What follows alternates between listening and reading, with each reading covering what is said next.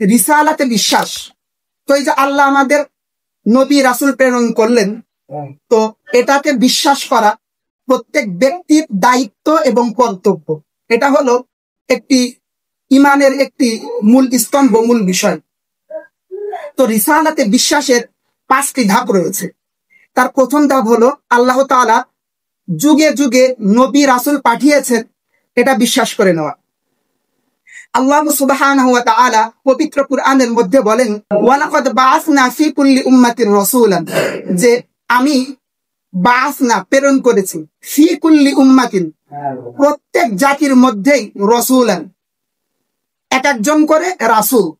যেই রাসূল ওই পথ ভোলা জাতিকে, ওই ভ্রষ্ট অন্ধকারে নিমজ্জিত জাতিকে হেদায়েতের পথে নিয়ে আসবে, আলোর পথে নিয়ে আসবে।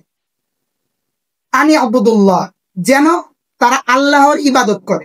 এই যে রাসূলকে কেন প্রেরণ করা হলো, এটা আয়াতের পরবর্তীতে বলা হচ্ছে যে আমি রাসূল কেন প্রেরণ করলাম প্রত্যেক জাতির ভিতরে। আনি আবুদুল্লাহ, যেন তোমরা আল্লাহর ইবাদত করো, ওয়াজতানিবুত তাগুত, এবং তোমরা তাগুত থেকে বেঁচে থাকো। তাহলে আমরা এখানে বুঝতে পারলাম যে আল্লাহ সুবহানাহু ওয়া তাআলা প্রত্যেকটি জাতির মধ্যে রাসূল প্রেরণ করেছে। এই হলো এই আয়াত থেকে একটি বিষয় বুঝতে পারি। আরেকটি হলো এই আয়াত থেকে বুঝতে পারি যে রাসূল প্রেরণ করার উদ্দেশ্য হলো যেন তোমরা আল্লাহর ইবাদত করো। আল্লাহর ইবাদত করতে গিয়ে তোমরা আল্লাহর সাথে আবার অন্য শরীক করা, আল্লাহর স্থানে অন্য কাউকে বসানো, এইগুলো থেকে তোমরা বিরত থাক। এবং আরেকটি যে বিষয় বলা হচ্ছে সেটা হলো ওয়াজতানিবুত তাগুত, এবং তোমরা তাগুত থেকে বেঁচে থাক। তো এই তাগুত শব্দের অর্থ কি? তাগুত বলা হয়, তাগুতের একটি অর্থ হলো শয়তান। তাগুতের আরেকটি অর্থ হলো দেব দেবী, মূর্তি। অর্থাৎ তাগুত দ্বারা বোঝানো হয় যেই সমস্ত সত্তা, যেই সমস্ত বস্তু, যেই সমস্ত জিনিস বা যেই সমস্ত ব্যক্তি যারা বিপথে পরিচালিত করে কাউকে, তাকেই তাগুত বলা হয়। তো সেই হিসেবে শয়তান তারা কি করে? তারা আমাদের বিপথে পরিচালিত করে। তারপরে বিভিন্ন দেব দেবী, তারপরে বিভিন্ন মূর্তি, এরা কি করে? এরা আমাদেরকে বিপথে পরিচালিত করে। তার কারণ যখন আমরা কোনো মূর্তির পূজা করি, কোন দেব দেবীর পূজা করি, তাদেরকে অনুসরণ করি, তখন আমরা এক আল্লাহর প্রতি যে বিশ্বাস, এক আল্লাহর যে একত্ববাদ, তার থেকে কি হয়? তার থেকে আমরা অনেক দূরে সরে যাই না? তাহলে আমরা কি বুঝতে পারলাম যে দেব দেবী, মূর্তি, এইগুলো কি করে? এইগুলো আমাদেরকে বিপথে পরিচালিত করে। তারপরে শয়তান, শয়তান আমাদেরকে কি করে? বিপথে পরিচালিত করে। এই কারণে এই আয়াতের মধ্যে আমাদেরকে এক আল্লাহর ইবাদতের কথা বলা হয়েছে, এবং প্রত্যেক যুগে এই যে নবী রাসূল প্রেরণ করা হয়েছে তাদের প্রতি বিশ্বাস স্থাপনের কথা বলা হয়েছে।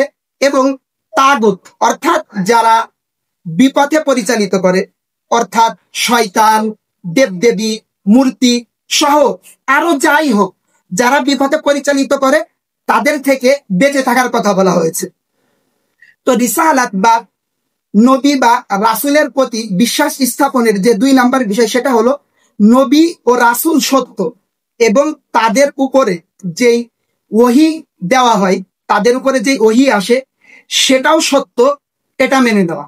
আল্লাহ সুবহানাহু ওয়া তাআলা পবিত্র কুরআনের মধ্যে বলেন, ওয়ামা আরসালনা মিন ক্বাবলিকা মির রাসূলিন ইল্লা নূহি ইলাইহি, অর্থাৎ আমি আপনার পূর্বে যেই রাসূল প্রেরণ করেছি তার নিকটে আমি ওহী প্রেরণ করেছি। লা ইলাহা ইল্লা আনা ফা'বুদুনি, লা ইলাহা ইল্লা, সেই ওহী কি? লা ইলাহা ইল্লা, আমি ছাড়া আর কোনো মাবুদ নেই, ফা'বুদুনি, তাই তোমরা কি করো? আমার ইবাদত করো। তো এই আয়াতের প্রতি যদি আমরা লক্ষ্য করি যে এই ধারার শুরু থেকে রাসূল করিম সাল্লাল্লাহু আলাইহি ওয়াসাল্লাম হলো শেষ রাসূল, তো শেষ নবী। তো রাসূল করিম সাল্লাল্লাহু আলাইহি ওয়াসাল্লাম পর্যন্ত যত নবী এবং যত রাসূল প্রেরণ করা হয়েছে, সমস্ত নবী এবং সমস্ত রাসূলের দাওয়াত একটি ছিল, সেটা কি? লা ইলাহা ইল্লাল্লাহ, অর্থাৎ আল্লাহ ছাড়া কোনো মাবুদ নেই। তাহলে এই আয়াতের মধ্যে বলা হচ্ছে যে প্রত্যেক রাসূল, প্রত্যেক নবী, তাদের দাওয়াত দেওয়ার যে মূল বাক্য সেটি এক ছিল। সেটা কি? সেটা হলো আল্লাহর সাথে অন্য কারোর শরীক করা যাবে না। তো এই আয়াত থেকে আমরা বুঝতে পারি যে সব রাসূলের দাওয়াতের কথা এক, সব রাসূল সত্য এবং তারা যেটা আমাদেরকে জানিয়েছেন, যেটা আমাদেরকে বলেছেন সেটাও সত্য।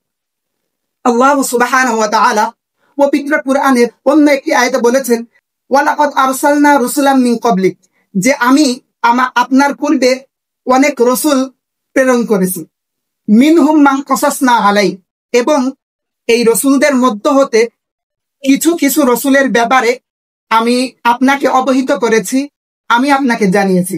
ওয়া মিনহুম মান লাম নাকসিস আলাই, এবং কিছু কিছু রসুল এমন যাদের ব্যাপারে আমি আপনাকে অবহিত করিনি, আমি আপনাকে জানাই।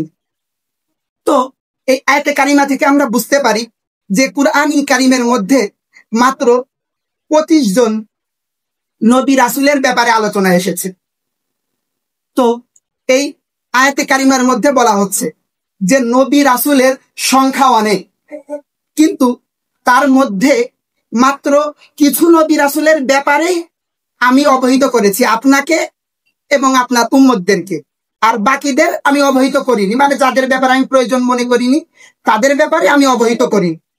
তো আমি যাদের ব্যাপারে আলোচনা করি, আপনাদেরকে অবহিত করি, জানাই, আর যাদের ব্যাপারে না জানাই, সকলের প্রতি বিশ্বাস স্থাপন করতে হবে। অর্থাৎ সকল নবী রাসূলের ব্যাপারে আমাদের বিশ্বাস কি হবে, যে এই ধরাতে যত নবী এবং যত রাসূল এসেছিল সকলেই আল্লাহর নবী এবং আল্লাহর রসুল, তাদের প্রতি আমরা ঈমান আনলাম। তো প্রকৃতপক্ষে আমরা তাদের সম্পর্কে জানি কিংবা না জানি, এই হলো সকল নবী রাসূলের প্রতি বিশ্বাস এবং তাদের ওহীর প্রতি বিশ্বাস।